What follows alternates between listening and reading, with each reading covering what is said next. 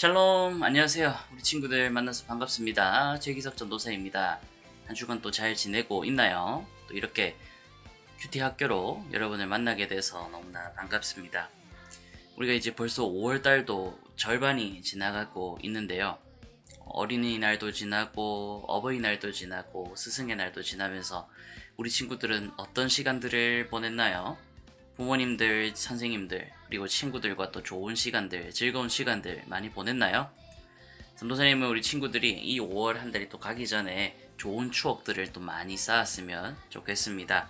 또 노는 것도 중요하지만 하나님의 말씀을 배우고 공부하는 것도 중요하겠죠. 오늘도 큐티 학교를 통해서 하나님의 말씀을 배우는 귀한 시간이 되었으면 좋겠습니다. 자, 오늘 우리에게 주신 하나님 말씀은요, 사도행전 11장 15절부터 18절까지의 말씀인데, 우리 한번 다 같이 읽어보도록 하겠습니다. 15절이에요. 내가 말을 시작할 때 성령이 그들에게 임하시기를 처음 우리에게 하신 것과 같이 하는지라. 내가 주의 말씀에 요한은 물로 세례를 베풀었으나 너희는 성령으로 세례를 받으리라 하신 것이 생각났노라. 그런즉 하나님이 우리가 주 예수 그리스도를 믿을 때 주신 것과 같은 선물을 그들에게도 주셨으니 내가 누구이기에 하나님을 능히 맡겠느냐 하더라. 그들이 이 말을 듣고 잠잠하여 하나님께 영광을 돌려 이르되 그러면 하나님께서 이방인에게도 생명 얻는 회개를 주셨도다 하니라. 아멘. 인데요. 우리가 주일날 출애굽기 말씀에 대해서 계속 배우고 있는데 하나님께서 이스라엘 백성들에게 어떻게 말씀하셨는지 혹시 기억이 나셨나요? 내가 이전에는 너희 조상들의 하나님이었지만 이제 나는 너희의 하나님이 되겠다라고 말씀하셨죠. 그렇게 이스라엘 백성들은 하나님의 선택을 받아서 하나님의 구원 역사를 이루어가는데 아주 큰 역할을 하게 되었습니다. 그런데 이게 시간이 많이 지나다 보니까 어떤 일들이 일어나냐면은 이스라엘 사람들이 이렇게 생각하는 거예요. 아, 우리만 하나님께 선택을 받았으니까 다른 나라, 다른 이방 사람들은 열등한 사람들이다. 우리만 하나님께 선택받은 특별한 사람들이다라는 그런 인식이 생기기 시작했어요. 그래서 이방인들을 멸시하고 이방 사람들을 안 좋게 보는 그런 문화가 생기기 시작했습니다. 오직 자기들만 구원을 받아서 하나님의 나라에 갈 수 있다. 이렇게 생각했던 것이었어요.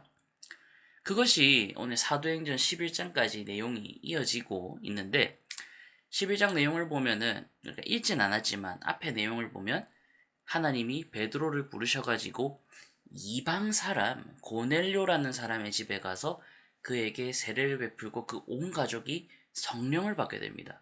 회개하고 예수님의 자녀로 변화되는 모습을 보여주었어요.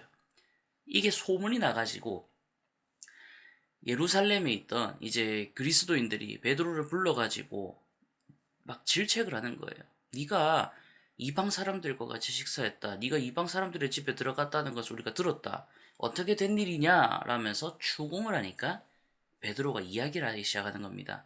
나에게 이런 일들이 있었고 내가 주님이 주신 말씀에 따라 순종해서 그들의 이방인의 집 고넬료의 집에 가서 말씀을 전하고 예수 그리스도의 복음을 전하고 세례를 베푸니까 이 사람들도 우리가 받았던 거랑 똑같은 성령을 받았다. 이 사람들도 변화가 되었다. 내가 사람인데 어떻게 하나님이 하는 일을 내가 맡겠느냐? 오늘 15절 말씀 그대로 얘기하고 있죠. 내가 말을 할 때, 내가 복음에 대해서 이 사람들에게, 고넬료에게 복음을 전했을 때 성령이 임하셔서 우리가 성령을 받았던 것처럼 방언을 하고 하나님의 일들을 얘기했던 것처럼 똑같은 일들이 일어났다. 이들도 하나님의 자녀가 되었다. 비록 이방인이지만 하나님의 자녀가 되는 것을 내가 보았다. 내가 증인이다. 라고 베드로가 말을 하는 것입니다. 그래서 베드로가 뭐라고 합니까? 내가 누구이기에 하나님을 능히 맡겠느냐? 하나님이 하신 일을 내가 어떻게 맡겠느냐 하니까 그 공회에 참석했던 그리스도인들, 유대인들이 그러면 하나님께서 이방인들에게도 구원을 베푸시고 회개하시게 하셨구나. 이제 우리 유대인들만 구원을 받는 게 아니라 이방인들도 구원을 받고 천국에 가는 백성이 되었구나라는 것을 인정하게 되는 사건이 바로 오늘 본문에 나오는 이야기입니다. 사랑하는 친구들, 우리도 어떻게 보면은 이스라엘 사람들의 입장에 있어서 우리도 이방인이죠. 지구 반대편에 있잖아요. 유대인이 아니잖아요, 우리는. 그래서 원래라면 우리는 복음을 받을 수 없는 그러한 존재입니다. 하지만 예수님께서는 제자들에게 어떻게 얘기했냐면은 너희가 유대와 사마리아 온 땅끝까지 이방인들에게도 복음을 전해라 라고 하셨고 그것을 허락하셨어요. 그래서 오늘 우리가 이렇게 복음을 듣고 예수님을 믿어서 구원받은 백성이 되었던 것이에요. 우리가 태어나기도 전에 우리를 사랑하시고 구원받게 해주실 수 있도록 이렇게 복음이 전파될 수 있도록 해주신 것에 대해 감사할 수 있는 우리 친구들이 되었으면 좋겠습니다. 오늘 우리가 받은 복음이 그냥 쉽게 얻어진 복음이 아니에요. 하나님께서 유대인들의 마음을 움직여가지고 이방인들에게도 복음이 전할 수 있도록 인도하셨고 1800년이 넘는 시간이 흘러서 우리 나라에도 복음이 들어왔던 거예요. 이것을 기억하면서 나에게 복음이 들어오게 하시고 내가 예수님을 믿게 하신 것에 대해서 감사할 수 있는 그러한 우리 친구들이 되기를 간절히 바랍니다. 기도하겠습니다. 사랑의 하나님 아버지, 오늘은 베드로를 통해서 이방인들에게도 복음이 전파되고 그들이 회개되는 역사를 보여주셨습니다. 하나님께서 우리가 태어나기 전부터 우리를 선택하시고 사랑하셔서 비록 이방인이지만 우리나라에도 복음이 전파되게 해주셨습니다. 우리가 받은 복음을 가볍게 여기지 않고 우리 사랑하는 친구들 모두가 예수님께 감사의 고백을 할 수 있는 그런 친구들 될 수 있도록 하나님께서 인도해 주세요.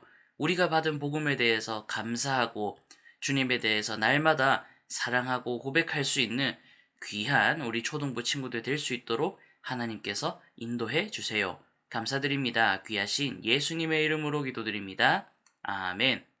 오늘 말씀을 기억하면서 나에게 복음을 주신 하나님께, 예수님께 감사하는 그러한 삶을 살아가는 우리 모든 친구들이 되기를 간절히 바랍니다. 수고하셨어요.